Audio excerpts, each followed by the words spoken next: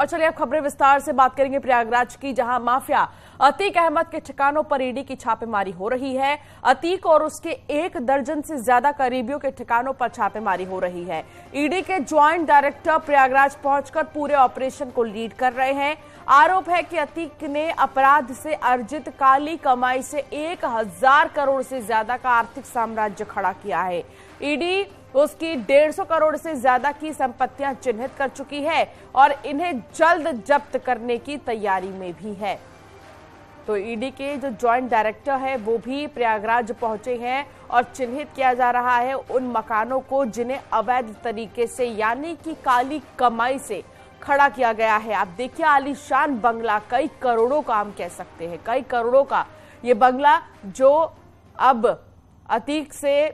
अतीक की पहुंच से बेहद दूर है और इसका राज भी खुल चुका है। सर्वेश दुबे संवाददाता हमारे साथ जुड़ गए हैं। सर्वेश, अतीक की काली कमाई से न जाने कितने ही ऐसे बंगले हैं जो दिखाई दे रहे हैं। इसके पूरे साम्राज्य को ध्वस्त करना ही मकसद है, क्योंकि इसने न जाने कैसे लोगों से जमीन हड़पे और फिर कैसे ये पूरा जो मकान है वो खड़ा किया है। अब ईडी के जो ज्वाइंट डायरेक्टर है वहां पर पहुंचे हैं, कार्रवाई शुरू कब होगी और कैसे चिन्हित किया जाएगा मकानों को?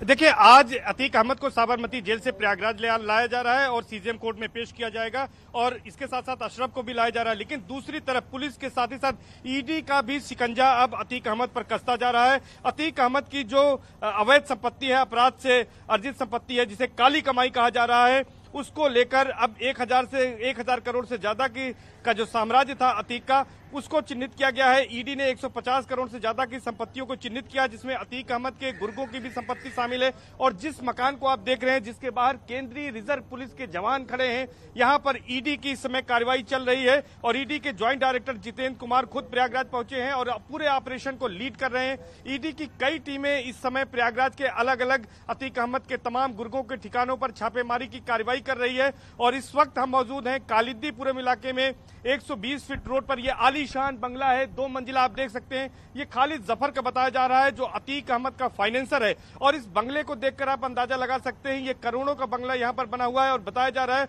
कि ये सभी संपत्तियां अपराध से अर्जित की गई हैं। और चूंकि अतीक अहमद का फाइनेंसर था तो यहाँ पर ईडी की टीम पहुंची है और यहाँ पर 7 बजे करीब ईडी की टीम 2 इनोवा गाड़ियों से पहुंची थी और उसके बाद यहाँ पर कार्रवाई जारी है। इसके अलावा कई अन्य जगहों पर भी इस तरह की कार्रवाई की जा रही है। केंद्रीय रिजर्व पुलिस बल यहाँ पर मौजूद है ताकि कोई यहाँ पर दूसरा व्यक्ति न फटक सके। अंदर से किसी व्यक्ति को बाहर जाने की आजादी नहीं है। बताया जा रहा है, सूत्र ये बता रहे हैं कि यहाँ पर इस समय जो कार्रवाई हो रही है उसमें सभी के मोबाइल फोन जब्त करा लिए गए हैं, किसी को बातचीत करने की इजाजत नहीं है और इसके साथ ही साथ कोई भी व्यक्ति अंदर से बाहर नहीं जा रहा है। इसके साथ ही साथ आपको बता दें कि यहाँ पर जो कार्रवाई हो रही है, यहाँ पर पुलिस की टीमें भी पहुंची थी और सुबह पुलिस की टीमों ने यहाँ पर कार्रवाई की है। ये आशंका जताई जा रही थी कि यहाँ पर शाइस्ता परवीन जो माफिया अतीक अहमद की पत्नी है, 50,000 का उन पर इनाम है और वांटेड है, वो भी यहाँ पर हो सकती हैं। लेकिन यहाँ पर शाइस्ता परवीन पुलिस को नहीं मिली। लेकिन यहाँ से जब पुलिस की टीम रवाना हो गई, यहाँ से दूसरी जगहों पर दबिश दे रही है, लेकिन ईडी की टीम अभी भी यहाँ पर मौजूद है। 2.5 घंटे से ज्यादा का वक्त अब तक बीत गया है, लेकिन लगातार ईडी की जो छापेमारी की कार्रवाई यहाँ पर की जा रही है। जो परिवार के सदस्य खालिद जफर के हैं उनसे पूछताछ की जा रही है और ये पता लगाने की कोशिश की जा रही है कि आखिर किस तरह से यहाँ पर बेनामी कौन कौन सी संपत्तियां हो सकती हैं। तमाम कागजात यहाँ पर देखे जा रहे हैं, बैंक अकाउंट देखे जा रहे हैं और घर की भी तलाशी ली जा रही है। ईडी के जो अफसर हैं वो यहाँ पर तमाम जो संभावनाएं हैं उसको यहाँ पर तलाश रहे हैं और इसके अलावा अभी अंदर कौन कौन है इसके बारे में कोई जानकारी नहीं है। लेकिन ये माना जा रहा है कि जो जफर अहमद है उसका परिवार यहाँ पर है और 2.5 घंटे से सभी को डिटेन किया गया है।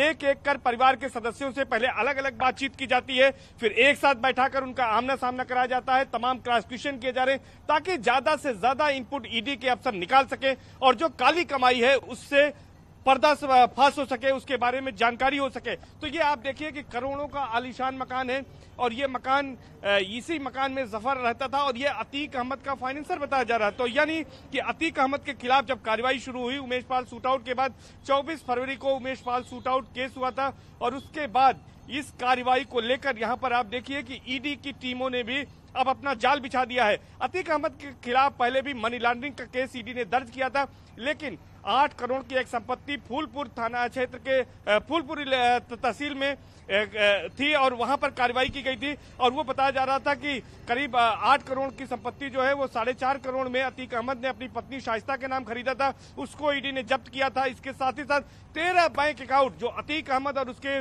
परिवार के सदस्यों के नाम थे उनको जब्त किया था और उसमें 1 करोड़ से ज्यादा की धनराशि थी, उसे जब्त करने की कार्रवाई की गई थी। लेकिन बीच में पिछले 2-2.5 साल से अतीक अहमद के खिलाफ जो ईडी की कार्रवाई थी वो सुस्त पड़ गई थी।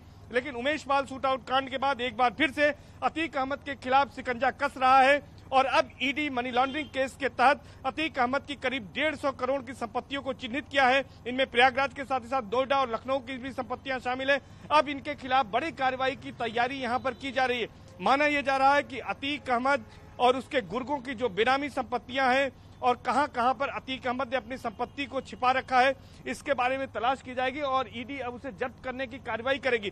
तो यानी कि जिस तरह से सीएम योगी आदित्यनाथ ने कहा था माफिया की कमर तोड़ दी जाएगी, उसे मिट्टी में मिला दिया जाएगा, तो माफिया अतीक अहमद के आर्थिक साम्राज्य को मिट्टी में मिलाने की ये कार्रवाई है। न केवल पुलिस कर रही है बल्कि ईडी की भी कार्रवाई की जा रही है। सर्वेश, ईडी की कितनी टीमें यहाँ पर आई हुई है, कितनी टीमें लगभग यहाँ पर आई हुई हैं? और क्योंकि एक जगह पर ये कार्रवाई नहीं होगी, अलग अलग जगहों पर जाएगी ईडी और इन मकानों को चिन्हित करेगी, तो ऐसे में कितनी टीमें यहाँ पर मौजूद है अभी?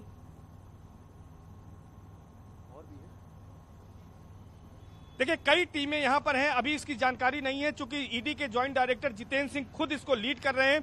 अलग अलग ठिकानों पर ईडी की टीमें छापेमारी कर रही हैं। यहां पर मैं बताऊं कि जहां पर मैं इस वक्त मौजूद हूं खालिद जफर के घर के बाहर, तो यहां पर फिलहाल 2 इनोवा गाड़ियों से, यहाँ पर गाड़ी को भी हम दिखाएंगे, गाड़ी यहाँ पर खड़ी है, 2 इनोवा गाड़ियों से जो लखनऊ नंबर की गाड़ियां हैं यहाँ पर आए हुए हैं ईडी के अफसर और इस वक्त छापेमारी की कार्रवाई चल रही है। तो यहाँ पर ये बड़ी कार्रवाई आप देखिए कि ये इनोवा नंबर है, लखनऊ का नंबर है, आप देखिए कि 3424 यूपी 3280 और इसके साथ साथ दूसरी तरफ भी एक टैक्सी नंबर की गाड़ी है, ये भी दिखाएंगे, को दूसरी सड़क के दूसरी ओर यहाँ पर खड़ी की गई है। तो ये 2 गाड़ियां यहाँ पर हैं जिनसे ईडी के यहाँ पर अफसर आए हैं और ईडी के अफसर लगातार यहाँ पर छापेमारी की कार्रवाई कर रहे हैं और ये कार्रवाई माना जा रहा है कि आज अभी तक 2.5 घंटे से ज्यादा का वक्त हो गया है और ये कार्रवाई लगातार जारी। ये दूसरी गाड़ी मैं आपको दिखाऊं, ये दूसरी गाड़ी है। तो 2 इनोवा गाड़ियों से यहाँ पर ईडी के जो अफसर हैं वो यहाँ पर पहुंचे हैं और यहाँ पर ये बड़ी कार्रवाई को अंजाम दिया जा रहा है। आप देखिए दूर से हम दर्शकों को कर दिखाएंगे कि ये 2 मंजिला नहीं बल्कि ये 3 मंजिला है, ऊपर भी ये काफी कंस्ट्रक्शन बना हुआ है। तो ये 3 मंजिला मकान है और जिस मकान में यहाँ पर ईडी के अफसर यहाँ पर मौजूद हैं, ईडी की टीम मौजूद है और यहाँ पर छापेमारी की जो कार्रवाई है उसको अंजाम दिया जा रहा है। बताया जा रहा है, सूत्र ये बता रहे हैं कि परिवार के किसी सदस्य को बातचीत करने की इजाजत नहीं है। फोन सभी के जब्त करा लिए गए हैं, जब्त कर लिए गए हैं ईडी के अफसरों द्वारा, बाहर किसी को फोन नहीं कर सकते हैं और ईडी की टीमें अलग अलग परिवार के सदस्यों से पूछताछ कर रही हैं और खास तौर पर ये खालिद जफर का जो घर है वो बताया जा रहा है कि अतीक अहमद का फाइनेंसर था, तो यानी अतीक अहमद से जुड़े जो राज हैं उसके बारे में पूछताछ की जा रही है। ये भी शक जताया जा रहा है कि उमेश पाल शूटआउट कांड में जो फाइनेंस उपलब्ध कराया गया उसमें जफर अहमद की भी भूमिका हो सकती है, क्योंकि अतीक अहमद के चकिया स्थित कार्यालय से 72,62,000 रुपए कैश बरामद हुए थे। इसके अलावा 10 असलहे बरामद हुए थे जिसमें 5 विदेशी पिस्टल थी और 5 देसी पिस्टल थी। तो इस तरह से ये कह सकते हैं कि बड़ी कार्रवाई को यहाँ पर अंजाम दिया जा रहा है और